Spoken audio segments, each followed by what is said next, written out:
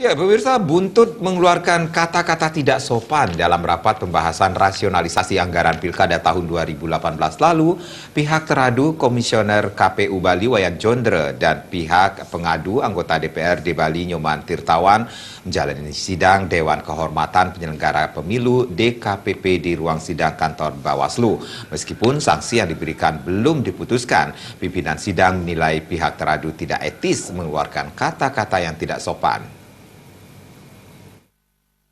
Tirtawan sebagai pihak pengadu mengatakan pihak teradu Komisioner KPU Wayan Jondre pada 27 Oktober 2017 lalu di ruang sidang DPRD Provinsi Bali disebutkan mengeluarkan kata-kata yang tidak pantas dan tidak sopan dalam rapat pembahasan rasionalisasi anggaran Pilkada Bali tahun 2018 yang dihadiri Komisi 1 DPRD Bali, KPU Bali, dan Bawaslu Bali. Pihak teradu Wayan Jondre disebutkan tidak mengisi daftar hadir dan langsung masuk ke ruangan sidang. Kata-kata tidak etis tersebut menurut Nyoman Tirtawan tidak sepantasnya dilontarkan karena bukan mencerminkan sosok abdi negara termasuk komisioner KPU dalam forum resmi. Meskipun pihak teradu telah meminta maaf, pihaknya menyerahkan sepenuhnya keputusan kepada peraturan DKPP.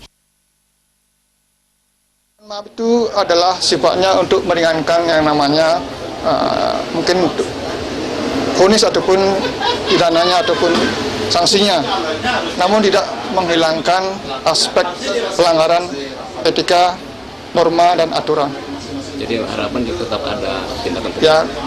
Ya saya bersikukuh demikian karena bagaimana? Kita ini ingin memiliki pemimpin yang etis, yang taat dengan aturan, taat dengan norma. Jikalau penjaringnya, komisionernya tidak etis, apa yang kita harapkan? Sementara pihak teradu Komisioner KPU Wayan Jondre dalam sidang ini menyampaikan kata-kata tidak sopan tidak sengaja terlontar dalam sidang rasionalisasi anggaran Pilkada Bali. Atas kelalaian ini, Wayan Jondre mengaku telah meminta maaf kepada pihak pengadu ketika selesai sidang. Bahkan pihaknya telah membuat surat resmi kepada Ketua Komisi 1 DPRD Bali.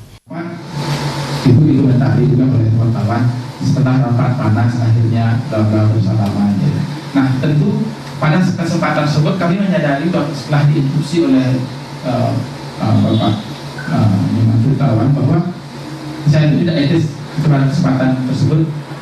Saya sudah langsung memohon maaf terhadap kesalahan ucap tersebut dan saya menjelaskan kembali apa yang dimaksud.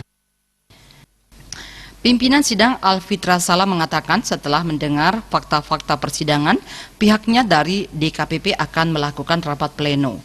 Rapat pleno akan memutuskan sanksi terhadap pihak teradu. Setelah itu keputusan sidang yang menjadi sikap resmi DKPP terhadap kasus yang dilaporkan anggota DPRD Bali Nyoman Tirtawan. Tadi sudah saya dengar bahwa pihak teradu sudah mengatakan bahwa dia sadar menyatakan kata yang jorok. Dan begitu juga pihak pengadu, dan itu memang bagi kita memang itu tidak etis. Dalam sidang ini pihak ini baik pihak pengadu maupun teradu membawa alat bukti dan saksi masing-masing. Suparyana, Bali.